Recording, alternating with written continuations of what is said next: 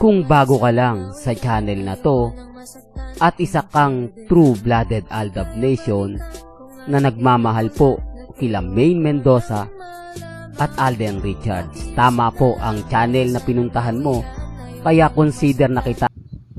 Welcome back mga Aldab. Ito na naman po ang inyong lingkod, si Mr. Destiny, at muli na naman po tayong nagbabalik para nga po sa ating pinaka-latest, pinaka-mainit at nagbabagang balita, mga kaganapan kina Mr. and Mrs. Paul Carson, na dito nyo lang po maririnig, maunawaan at maiintindihan yung mga bagay-bagay na pinopost po nila sa Reels, sa TikTok, sa Instagram.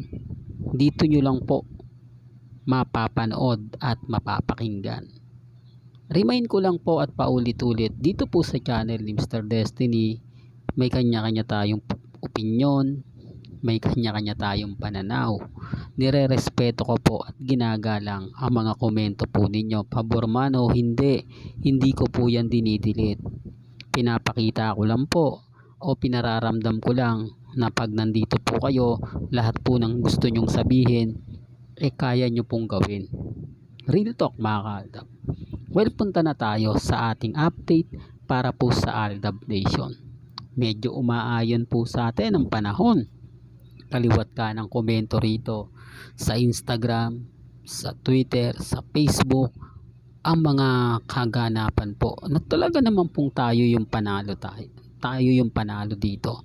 Ramdam to ng mga ilang Maine fanatics at Alden fanatics dahil sa mga interview ngayon ni Alden Richards, nananatili pa rin siyang single sa kabila ng maraming babae ang nalilink po sa kanya.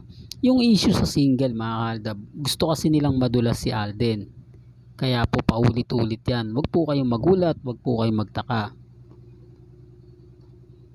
Sa mga interview kasi mga Aldab, minsan nadudulas si Alden. Sinasabi nila kung paulit-ulit baka magalit nga ito at umamin na, magsalita na kung sino nga po ba talaga yung pupusuan niya, kung sino nga po ba talaga yung taong di po ba mamahalin niya.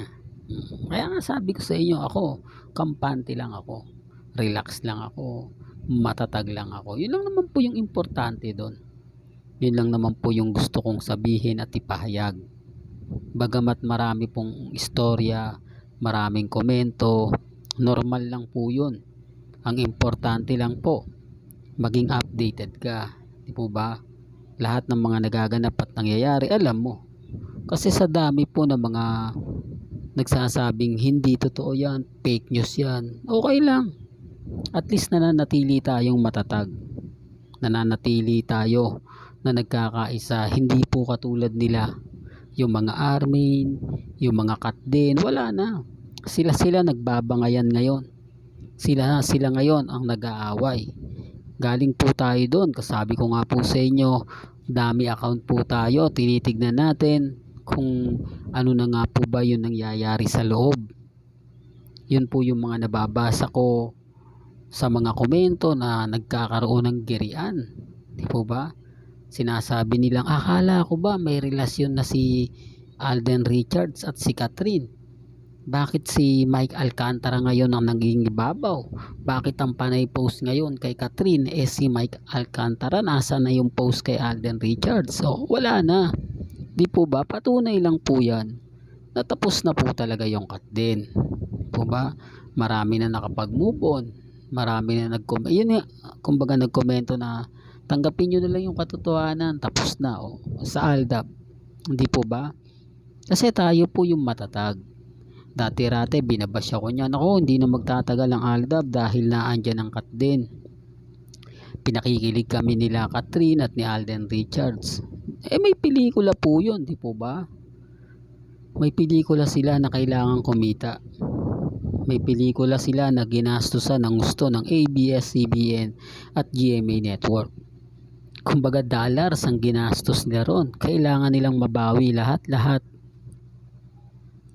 na inimbest nila ron. Natapos na. Siyempre wala na. Kumbaga tapos na rin ang kwento O syempre yung iba nagalit, yung iba nagtampo, di po ba? Nag-effort sila eh. O, ngayon hindi sila makabanat kay Mr. Destiny. Ngayon iniiwasan nila tayo. O, nasaan na yung pagmamayabang nila? Wala na, di po ba? Kaya sino yung nanalo? O, sino yung wagi? Syempre Aldab Nation pa rin. O gaya nga po ng Armin. Syempre nandun din po tayo sa page ng mga yan, na kung saan nga po isa tayo sa talagang kumbaga nagko-komento. Bakit nga ganun na nangyayari? Alam niyo yung admin tahimik lang. Antayin na lang daw po yung keso ganito, keso ganyan, halos ang daming paligoy-ligoy. O, pero iisa pa rin ang parang iisa lang yung ibig sabihin, mag-antay. Tignan kung ano yung gagawin ni Mengay o ni Pamilya Atayde dahil nga po sa mabigat yung issue. Bakit hindi nakikita si Pamilya Atayde sa Bulacan? Hindi pong wala eh. Magsasabi lang sila na hindi, antayin nyo na lang kasi darating din naman yan, pag-uusapan naman yan. O, parang wala rin po kasing saysay. Kaya yung iba nagagalit na, di ba? Bakit ayaw diretsay na lang? Kung hiwalay, hiwalay na. Yung tipong nanggigigil na po sila.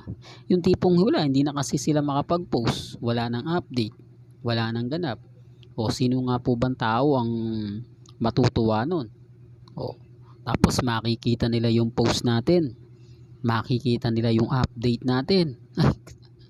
Sino ba namang hindi mabubuysit? O, paano nga naman napapatulan si Mr. Destiny kung wala silang pambanat? Hindi na lamang pwedeng sabihin nila, manahimik ka na lang. O, wala silang pag-post sa akin. Di po kasi katulad nung dati, mga Kaldab, yung kasagsagan nga po ng Sarsuela, abay panay post po sa akin, panay pang insulto, panglalait. Ngayon tapos na. Kaya sabi nga nila, antay na lang daw sa Eat Bulaga. Pumunta naman tayo sa Eat Bulaga, sa page ng Eat Bulaga, sa Facebook, sa YouTube, nanonood tayo ng live. Yung mga komento ron, wala rin, hindi rin sinasagot ng admin. Kumbaga parang baliwala talaga. Yung iba nagko-komento, hindi, wag na yan, flood control project yan, di po ba? Binabash pa si congressman, pati si Mengay nadadamay. Kaya yung iba hindi na rin talaga nagre-react. Yan base po ha sa komento po mismo nila sa social media. Base po yan sa mga nababasa natin. Alam nyo naman po, kapag si Mr. Destiny talagang naghahanap tayo ng update, talagang iniimbestigahan natin isa-isa yan. Hindi naman tayo yung tipo na kapag walang nakita ay hindi na. Kasi ako mga Kalab, marami tayong ina-update kasi nga po dami account tayo.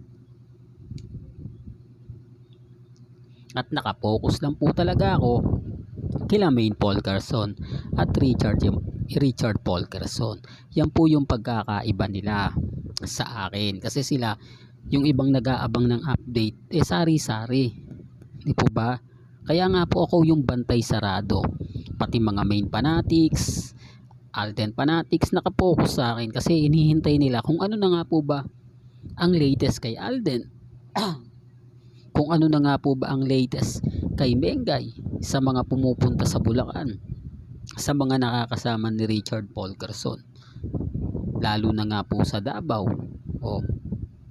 Siyempre lahat po yan updated tayo. Yan ang pagkakaiba. Pag sa isang artista ka lang nakapokus na hindi po nila kayang gawin, lalo na po yung mga ibang content creator na magaling lang magsalita, magaling lang kwento, pero sa bandang huli hindi naman pala nila alam ang buong istorya. Nakikiayon lang po sila. Samantalang tayo, mismong page nila pinupuntahan natin, pinapasyalan. Gaya nga po ng page ni Congressman Artio sa District 1. Ang daming ganap ni Congressman. Asan si Mengay? Wala. Alam nyo na, hindi ko na itutuloy yung komento ron, ba? Kasi wala naman po talaga alanganin pagbabasahin po natin yung maanghang na salita na binabato nila kay Mengay. Hindi na natin yan saklaw. Bahala na po sila doon. Basta tayo masaya. Ako, kumbaga, talagang lubos yung saya ko. Hindi po katulad ng dati, nalulungkot yung mga mamis, mga titas, mga senyor. Ako talaga mga kaaldab, masayang masaya. Hanggang dito na lang po ang ating latest updates. Kaya kung gusto nyo pa po ng pinaka-latest at sariwang update, abay tumutok lang po kayo dito po sa channel ni Mr. Destiny para updated kayo sa mga bago at sa mga latest na i-upload po natin maya maya lang. Hanggang sa muli, salamat po sa panonood at pakikinig.